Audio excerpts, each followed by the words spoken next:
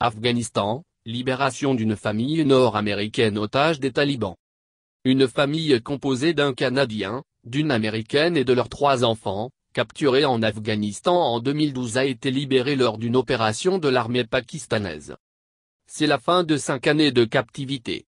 Une famille occidentale, retenue en otage en Afghanistan depuis 2012, vient enfin d'être libérée.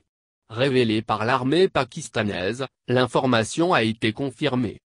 Il s'agit, selon les médias américains, de Ketlan Coleman, 36 ans, son mari Joshua Boyle, 38 ans et leurs enfants ont été capturés à l'occasion d'un voyage en Afghanistan et détenus par le réseau Haqqani, un groupe islamiste armé lié aux talibans.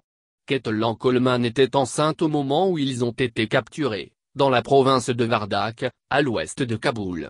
Le couple a eu 2 autres enfants en captivité, précise CNN.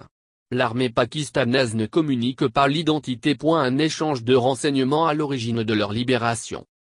L'opération de l'armée pakistanaise a été menée après la famille a été déplacée par leurs ravisseurs au Pakistan dans la zone tribale de Kurram, proche de la frontière afghane, selon un communiqué de l'armée pakistanaise.